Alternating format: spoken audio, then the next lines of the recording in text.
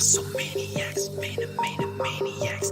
This is the podcast, it's called WrestleManiacs. Adam, Donna, Indy, and Josh.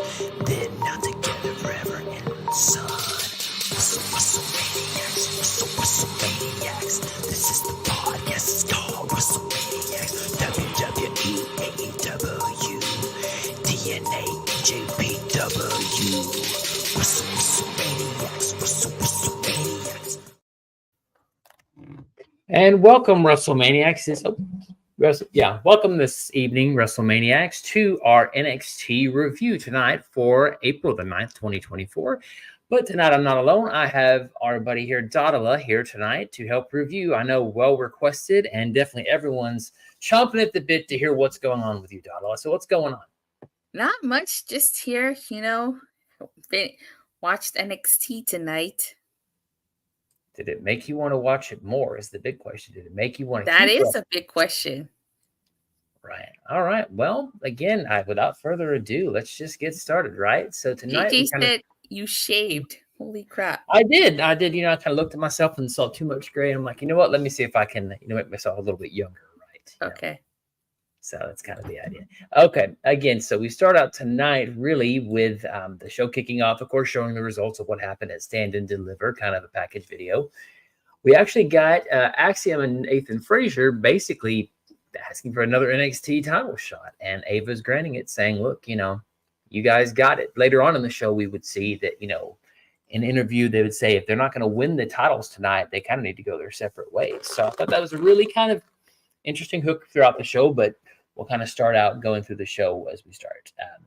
So we get actually Roxanne Perez coming out for an interview next. And so she's basically just telling the world, hey, look, I told you guys I was going to win. I told you I was going to be the champion. I pretty much, just letting us know that she basically told us, and it's a spoiler, that she was going to win. Out comes Lyra next. She's basically saying that, yeah, you won, whatever, but, I need a title shot. And to my surprise, Roxy, of course, says that Lyra's not medically cleared and her arm's still hanging off the bone, but she wants a rematch. Here comes Tatum Paxley. Finally, we get the payoff of this entire little mini backstage segment after backstage segment of Paxley basically attacks Lyra Valkyria, basically taking her out. And what did you think of that first part? I mean, again, I'll come back to the next part, but what did you make of the final kind of turn of Tatum Paxley against Lyra? Oh, you're on mute, Donna. My bad. I wasn't expecting that heel turn, but I guess it kind of makes sense because I think Lyra Valkyria was upset at her at Stand and Deliver because she lost the title and stuff. Right. Yeah, and that's kind of the good thing. I mean, to me, I think I would have had the turn maybe happen at Stand and Deliver, but look, things happen, right? So what we have next is basically Roxanne saying, look, I guess there's no title match tonight. I guess, Lyra's out, so it's not going to happen. And cue Natalya, which on Raw we had a little bit of a preview of, but Natalya comes out and basically says, no, I don't think that's not going to work that way.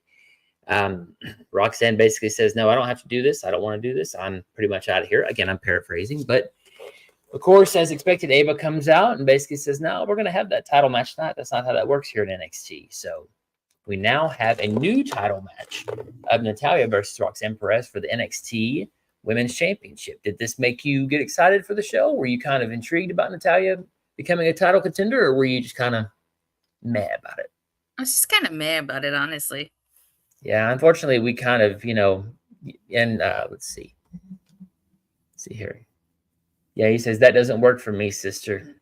Yeah, I mean, definitely. I love this kind of interaction because really it felt more natural. I guess it didn't feel forced. It felt like, no, I think I'm going to fight you instead. So, again, I think a great opening segment, really. I think it was a good way to start the show and definitely not just your typical NXT random match here. So, next segment as we go is Chase U's backstage when JC Jane and her crew appear and basically tell Mr. Chase, hey, Mr. Chase, you need to let Thea Hale know why Chase U almost pretty much went out of business, essentially. And he's like, no, we don't got to talk about that. The past is in the past. And she basically reveals that Thea Hale was bet on by by Mr. Chase to win the women's title at the Great American Bash, but even still chose to throw in the towel. And of course, Thea Hale, heartbroken, asks if this is true, and he says yes, that I'll always bet on you over Chase U. And of course, she storms out. So I kind of like this segment. I really thought it was a good way to further their feud, and it makes me wonder about Mr. Chase's motivations. Like, was it just because he really believes in Thea? I mean, again, I don't know what the whole thing is, but I'm curious if there's like a romance angle building out of this. Has Mr. Chase always been into Thea? I mean, we never know. What did you think? I better watch my words because JJ's in the chat. He won't want me to disrespect Chase U. So you gotta help me fill me in here. What happened at Good American Bash? Basically, the idea is that, and again, I'm going to have to remember this. Unfortunately, I don't remember too much about that, but I know that basically it was Mr. Chase that basically said, throw in the towel, she's done, give up, essentially. It's basically the idea is that, again, I remember correctly, that she basically just threw in the towel and on her, and basically that's cost her the match, essentially. He threw in the towel. And again, the chat probably will correct me because I don't remember that, unfortunately. But I don't know. I think it's interesting that they're adding to this feud, because I really thought the Stand and Deliver was going to be, I don't want to say the end of their feud with Thea Hale and JC Jane, but she's kind of going to make her turn on Chase U. That'd be interesting. So, I don't know. Okay, so not knowing really what happened, I wasn't watching NXT last year. I feel like, okay, there's obviously more to the story here. I thought this was a pretty decent segment. Yeah, I really did. I really like the Chase U segments because they feel kind of just, again, it's so weird with Chase U being so, oh, here it is. Casa actually answered. It was a title match against Tiffany Stratton. It was a submission match. Threw in the towel to save Thea. You're right. So thanks again for saving my butt on that one. I appreciate that. But that's really what happened. But that's kind of around the time that Chase U started having money problems, and they always talked about gambling, but they never really highlighted what he gambled on, just the fact that he had a gambling problem. So again, I thought it was pretty interesting that we had that sort of setup.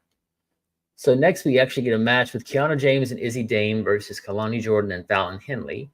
This match was okay. I mean, again, it kind of, furthered the Chase U feud, kind of going back to the NXT Stand and Deliver. What do you think of this match? I actually liked it. That was a pretty decent match. As we talked about before, NXT has the second best women's division in North America. I'm still waiting on my back brace to arrive. LL. I do get it. You should go to the chiropractor. I went to one, got my back and my neck cracked. I felt great afterwards. Exactly. That's what fixed her. So what we get next is a Javon Evans sit down for a hype video, basically introducing himself as he's really young, 19. Basically just kind of, and again, 19 years old, I still can't believe, somebody being a wrestler 19 years old. That's crazy. Especially being on this main stage. We then show Out of the Mud watching the video, and Scripps basically says he's got this, and we're kind of setting up for their match later on. So we go backstage again after this match, and we have Charlie Dempsey talking with Damian Kemp and Miles Bourne about competing at Bloodsport, and says the black eye didn't stop him from getting the win. Dempsey says the situation with their friends is getting sorted out. Enter Luca and Stax, and Adriana walk up and says Tony isn't here, but they'll get their answer. Basically, that is, this is setting up a match for them too later, essentially. So it's going to be the no quarter catch crew of Damon Kemp and Miles Bourne versus Luca and Stax. So what did you make of this little family segment? I didn't understand what the segment was supposed to be about. I didn't remember anything happening between them on Stand and Deliver. So not that I remember either. It was very random, and I thought it was kind of. And again, I mean, I go with the theory that the family's going to turn on Tony D, and he's gone. I mean, it's a big deal that he's gone. Usually, he's always there on NXT, unless he was somewhere else. So I don't know. It was a weird kind of setup with their baby faces at this point. But hey, look, I'm not the one booking, right? So we just have to go with what they give us. So we go to the next match of Scripps versus Javon Evans, the young 19-year-old.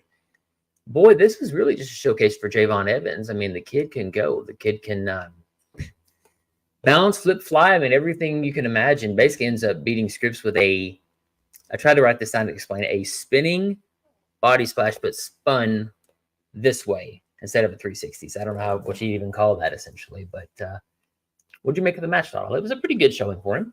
I thought it was a great showing by Javon Evans. He's definitely got a bright future ahead of him, and he's only 19 years old. I don't know if you watch TNA, but I definitely based on this, definitely would like to see him go toe to toe with Leon Slater, who's also 19 years old and is a tremendous talent from the UK. And also says that Javon Evans is a future star. He is. I would agree. I mean, again, he's got so much potential. I mean, 19 years old. I mean, God, I'd like to be 40, 50 years and he could be in the business. I mean, you don't see that very often anymore. So I thought that was a great way to do it. So now we go back to a segment of reminder of Rich Holland attacking Gacy at the Stand and Deliver Countdown show. Basically tries to catch up with Holland. Kelly Kincaid does and says, what's going on? And I thought this was really weird because, again, he's supposed to be gone from NXT. He's supposed to be going home back to family. So it was kind of, at least for me, random that he kind of appeared again. But Gacy pops up, of course, from the curtain, basically says he understands kind of him being sad and upset. And then he runs into Wild and Cruz, your LWO crew, who basically says they know that Rich Holland's not being serious. He really doesn't care about hurting people. It's just an act. And so as they kind of go back and leave, somehow or another, Rich Holland accidentally slams Cruz's hand into the door. So what'd you make of this segment? I thought it was pretty funny that they're kind of basically making fun of the fact that Rich is a botcher. I mean, again, it's terrible what happened to Big E, but I think they're using that as a storyline to say he accidentally. Honestly, this should be a Nia Jax thing. But that's kind of a real thing. Maybe they don't want to go there, but I don't know. What did you think of this segment? I thought it was interesting. I'm like, oh wow, they're really using his real life botches in the storyline. Yeah, I mean, again, because the background of this, I guess 2 weeks ago, Rich Holland basically says, "I'm going to go back home. I'm done here." So I don't know. So I don't know. Again, I like the segment, but again, it was kind of out there for me. So now we get next to Natalya versus Roxanne Perez for the NXT Women's Championship. I've got to say, in the 10, 11 minutes, this match was pretty good. I expected a little bit longer, but what'd you make of it? It was good. Roxanne Perez is definitely a prodigy. For sure. So what we get at the end is basically as Natalya basically Roxy rolls out of the ring. Natalya rolls out of the ring at the end from the sharpshooter. Cue our girl Lola Vice, the future star of NXT as well. Basically, I mean, to lightly put it, kicks and hits Natalya, but not really hard enough to make a difference. But basically hits her, distracts her, rolls in, gets the pop rocks, and Perez still the NXT Women's Champion. Pretty good, but I thought it was really weird that Lola Vice kind of barely touched her, really. But, I mean, again, this match was pretty good overall. I mean, again, it was more to further a storyline with Lola Vice, but I'm kind of liking what they're doing with Lola Vice. So that ties into the fact that we get a backstage segment with her after where she's basically asking, why did you attack Natalya? She basically says she does it because she can. She wants opportunity. Cue Natalya to attack her, and they get into a brawl, and they break it up. So I kind of like the continuity. I kind of like that maybe this is going to be Natalya is probably a mentor for her anyways in the backstage. So this is probably a way to get her over. So while I wish Natalya got a little bit more respect, I'm hoping this Lola Vice feud will be a good thing for Natalya. Maybe she'll come to NXT. Maybe that'll be a draft pick in the next couple of weeks. I thought Natty was already on NXT last year or something. That's the thing with Natalya. She kind of always just, I won't say she uses a tool, but she kind of just shows up at time and kind of just, does the Natalya thing. She kind of fits in anywhere she goes. So I could say she's in NXT, but, Natalya was on Raw as well, right? So, but prior to the Lola Vice thing, I have to go back because we actually had a backstage kind of hype up with Corbin and Braun basically just talking together about, the match and how they won. Essentially, they're just kind of hitting each other. It was kind of a really weird bro segment where, Corbin hits him and says, hey, man, hey, don't hit me so hard. And then basically Baron Corbin hits him back as he's leaving. And they kind of hype each other up, I guess, for the tag title match and the fact that, they're a good team. So pretty good, I guess. But, they're broing out. That's the best way I can describe it. So next, we actually get the No Quarter Catch Crew versus Stack and Luca Crisafino. I always have trouble saying that. And the team is actually Damon Kemp and Miles Bourne. So it was a pretty good match, although I've got to admit, I really thought this was going to be more of a showcase for the No Quarter Catch Crew versus the Family, because the Family ended up pulling the win with a double team move on, I believe it was Bourne, if I remember correctly. What did you make of this match? Again, it was strange that the Family won on this one. Yeah, it kind of is strange. Seems like maybe your prediction of Stacks, Tony D'Angelo getting kicked out is gonna come true. Yeah, I mean, I guess that makes sense because maybe he can use that win, saying, "Look, you weren't even here when we basically won our match. You couldn't even beat the Matt Dragon." So it's a good way to segue, I guess.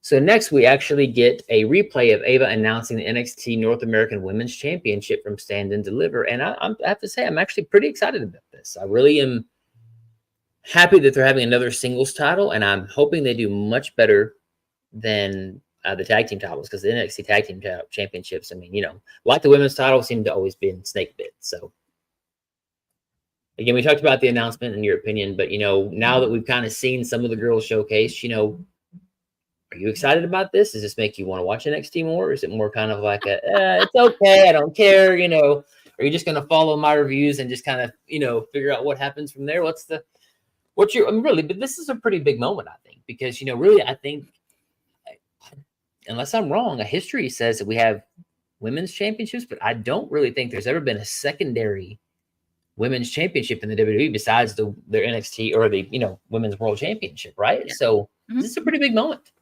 No, I agree. It is a big moment for them. I think this is the first mid-card title for the women. Yep. I think what I think it'll be interesting to see who becomes North American champion. I think it's kind of hard to tell. I would have to see if there's a tournament. I think there's a tournament for it. The bracket, just to kind of determine who I think a winner might be. So if I had to pick, just based on everything I've seen, I could definitely see someone like maybe like JC Jane being the first North American champion. Maybe she and Thea Hill end up in the finals of the North American title. That was my idea. I was going to say they're probably going to play back. If I had to guess, and I may be wrong, but I think it's going to be a finals between them two, and they're going to have the whole story again. Is will Mr. Chase throw in the towel? Does he believe in Thea Hill? So I definitely agree. That, I mean, it makes sense. That's probably the biggest storyline besides Perez and Natalia or whoever she's going to feud with. And Lola Vice can always be in the background for the NXT title. So good thought. I think I would want Lola Vice to be world champion and then North American. But hey, I wouldn't mind if she becomes North American champion either. Cassidy says they should announce the bracket next week and kick off the tournament at Spring Break-In, then end the tournament at Battleground. Yeah, I could definitely see that. Although, yeah, I think that'd be a good thing to do. So next we get our NXT North American champion, Oba Femi, who, as he does, as the crowd does, I should say, coming out to the ring and basically says that, things in life are inevitable, and he didn't just believe, he knew he was going to retain the title in the triple threat match versus Dijak and Josh Briggs. He says, of course, no one can deny the talents of Josh Briggs and Dijak, and he's at the top of the mountain that nobody can climb. Basically, every crushing blow, every crushing slam, all I could think of was this moment here, standing in front of the NXT crowd, still being the North American champion. And he's going to be a champion for a long, long time. But to my and probably everyone's surprise, enter Ivar from the Viking Raiders coming out, basically going in to challenge him, saying that, look, he's basically wants the NXT North American champion. I really was surprised at this. I did not expect Ivar to come out. What about you? I was surprised too. I wasn't expecting that, but you know what? Ivar is one hell of a talent. Oba Femi definitely has a lot of potential. This is going to be a meat match. And that is probably the best definition you can give. And what I really liked was the idea of, okay, we'll do it. We'll see. That's what Oba says. And then, of course, he puts his hand on the title and says, yeah, we'll see. Then they get into a little fisticuff. And surprisingly, Ivar actually stands tall in this one over Oba, which usually, most of the time, that's not really a thing, essentially, right? So, but we actually go back to a Metaphor interview, basically talking about Stand and Deliver and how the show broke records.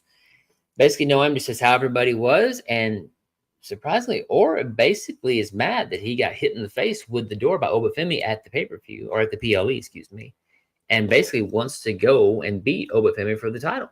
So thought that was pretty interesting that they had continuity there. And entered Dijak and basically just skewers him, basically saying, look, who cares about you guys? They insult Dijak and tell him to leave. basically Dijak tells everyone you get one warning. So are we going to get a Dijak versus the Metaphor feud? That's going to be a very interesting. I don't want to see it because there's no reason. Because Dijak to me is too serious of a character, and I don't want to see this. I really would rather just have Dijak threaten them and they run away, and it's at the end. I don't. It sounds like from your response, you're not looking for a Dijak versus the Metaphor interview, or at least battle feud, I should say, either. No. Good, not me either. All right, well, then we actually go to another match from Out of the Mud with Jada Parker versus Brinley Reese. Two young women basically going out there to kind of prove themselves. One, Jada Parker, of course, being Out of the Mud, and Brinley Reese is with Inofe and oh gosh, what's his name? I always forget his name. With Inofe. So, what do you make of this match? I'm not familiar with any of these two women. I think it's like the first time I've seen them on NXT. Yeah. Oh, I'm sorry. Blade and Inofe. That's who it is.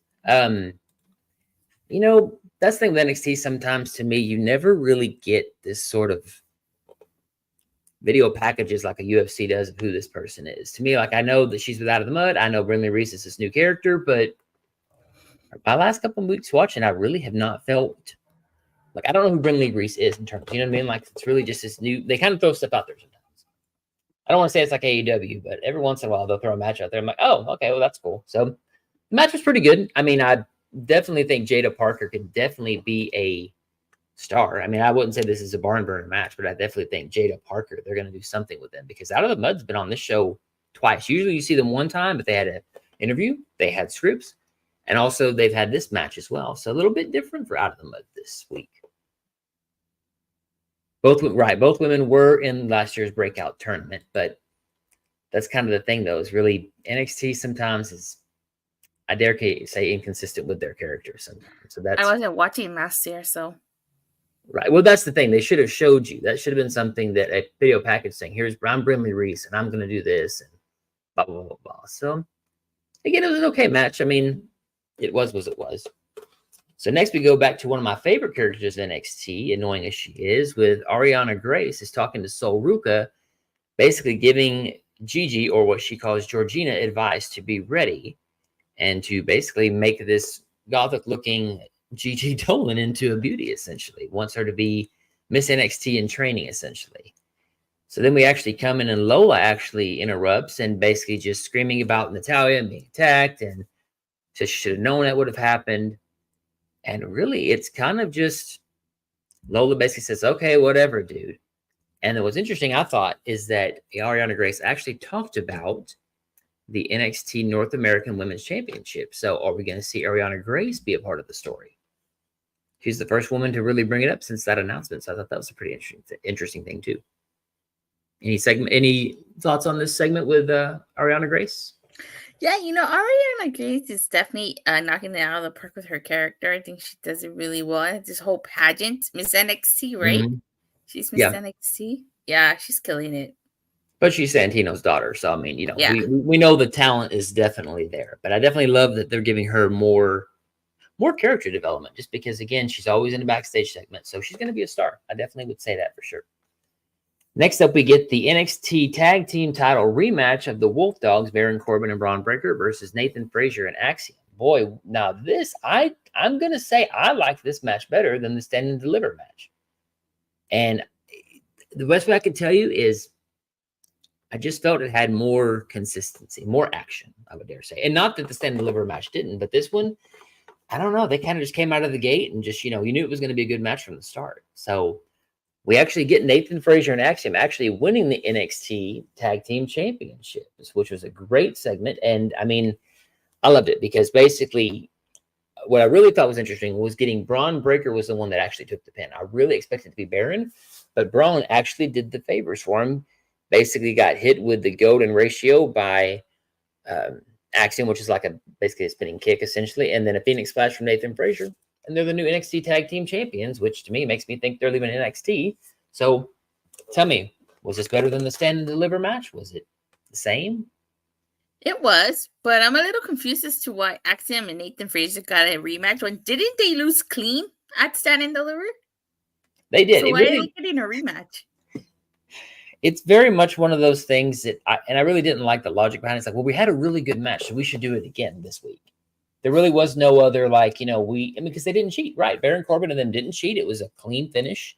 So I don't know. We're just having a good match because we had a good match. So let's do it again for ratings, I guess. I don't know. I'm assuming this is Braun Breaker's final match on NXT because I saw videos floating around of him saying goodbye to NXT. Right. He's probably going to show up on SmackDown, I imagine. Now, Baron Corbin, again, I read a report that said Baron Corbin was saying goodbye too. But again, I'll be curious to see what they do with that. Yeah. So it's kind of a given. But again, I really thought this was a good kind of fairy tale ending. And really, you kind of got it telegraphed when they said, look, if we don't win the titles, we're not going to be a team no more. So they've been on fire lately. But, for the people that, don't watch like us and haven't, had let's just say background in wrestling. Like my wife, for example, my wife, right? I mean, she, really hasn't picked up the telegraphing part yet, right? So she was surprised they won because I remember her going, "What? They won?" So it's really cool to see it through my wife's eyes because she really started watching like a year ago, so hasn't picked up those little nuances. So it's always fun to see her reaction because, I don't know, it's just interesting to see it that way. So I just always remember that. But surprise, surprise, we get another main roster. I would dare say an invasion, but we actually had the Final Testament pop out here. Here comes the music. You have Razor, and Akam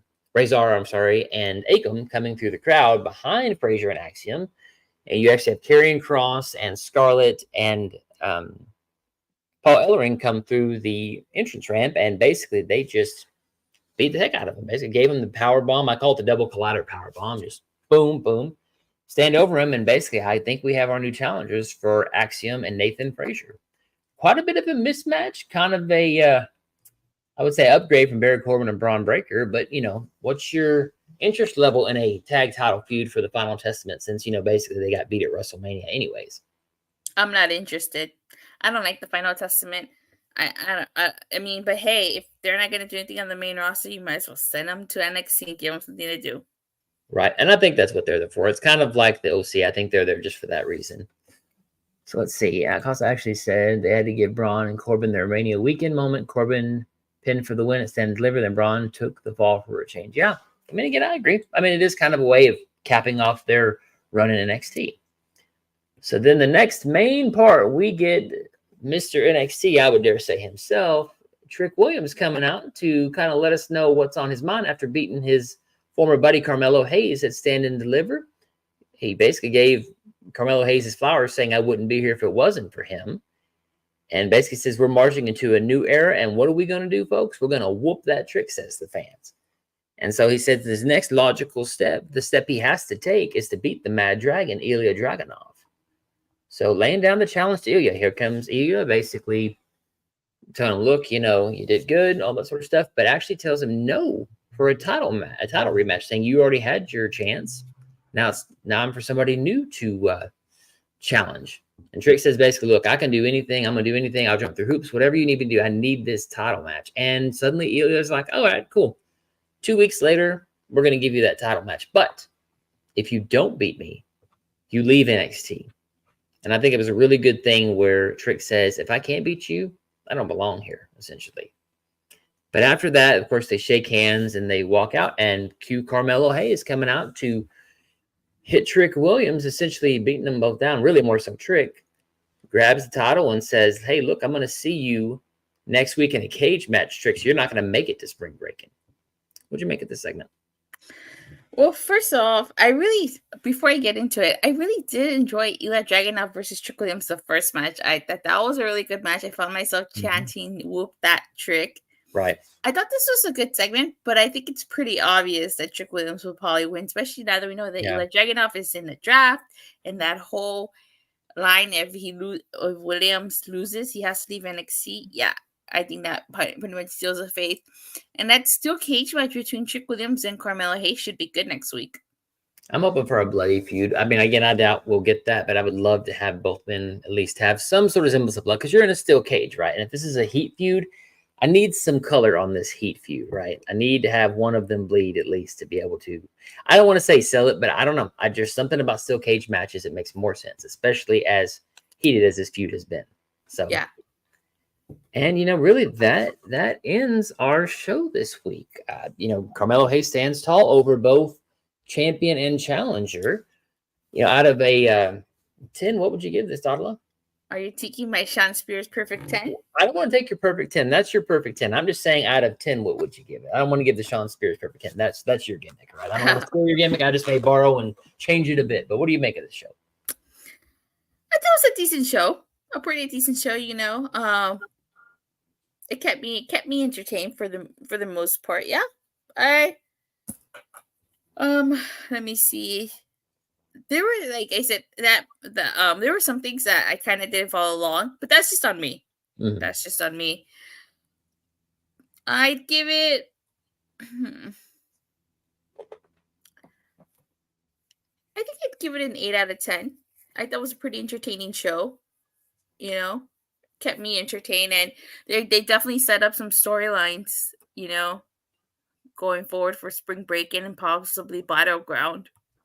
Right. Well, actually, we have a question, which I'll join you next week. She can't miss the action with a TV special kicking off the following week. Well, that's on Donna. Again, that is going to be on you guys to pressure her to watch. But again, I mean, look, she does everything, right? She does WWE, and TNA takes up much of her time too. So again, I can't say that is up to Donna. No pressure one way or the other. But we definitely, I'm sure she'll, if not next week, if I need her sometime, she might join us. You never know. That's the fun thing. I'm gonna have to tell Adam he's gonna have to give me a raise here because exactly. I'm working on my day off. Today is my day off. I'm supposed to just watch Explosion and then go lay out. Well, we want to thank you as a crew entirely for joining us for the NXT reviews. You definitely have been a trooper going through and doing 3 NXT reviews, 2 shows, and 1 PLE. So on top of your other job that you normally do, right? So good question. But again, that's up to you guys to pressure her to join. That's not for me to decide. But maybe, who knows, we might have her pop up once in a while. It's kind of like a special main roster coming down to NXT, right? That's what is a main roster talent coming down to the NXT down here. So when is spring break-in? I missed the announcement. We've got it. Let's see. I believe it is. Hold on, let me see. It's the 23rd and the 30th, I believe. It's 2 weeks. Mm-hmm. Fuck. Really, really fast. Yeah. Why is spring break in 2 weeks? Spring break is only a week. I don't know. I think it's just their way of trying to get a bunch of matches. I mean, I never really liked it because to me, it takes me out of it after a week. It's like, okay, now it's week 2, but look, NXT is a different thing. They're trying different stuff down there, right? So, no pressure. I'm not going to watch next week after working nonstop since last week. And I went to WonderCon for Adam. So after working nonstop since last week, I need a break. So I won't be here next week. You saying you need a spring break? Is that what you're trying to tell us? Yeah, I need a my spring break. Right. Okay. And again, like I said, the good thing is, here we go. You got something else from Call City. 2-hour shows minus commercials makes it like a 3-hour PLE. That's true. I mean, that does make sense. But well, again, thanks for joining us this week. It'll be just me next week. And again, I don't know, maybe Dottie will show up every once in a while. Either way, when she shows up, don't count on it. Oh no, don't count on it. No, I'm not going to count on it. I'm not going to promise anything. But you never know. Especially in this business, never say never, right? So we will see. So, well, again, Donald, where can everybody find you? You find me on Twitter at @_talk all things wrestling, WWE TNA. You can find me on Rangers of Wrestling every Monday, Wednesday, Friday, and on Thursdays you can find me on Body Slam for all things TNA. Awesome. And again, you can find me on X at Gamer Peroski. Make sure to like and subscribe to A+ Hero Report. Hit that bell notification so you know whenever we go live or have new content up. And, again, we've got a steel cage match coming up, so I'll be back here next week, and we're going to have a hell of a show next week. So thanks, everybody, again for joining us, and we'll see you next week on the NXT review. I can't wait for your solo review next week. No pressure at all, right? Hopefully I can have just as much talent as Javon Evans, but we'll see. We'll see next week. I'll be in the chat. Great. All right. Well, we'll see you guys next week. Thanks so much for joining. Guys. See ya. Josh will see you next week. Bye. Yeah, right.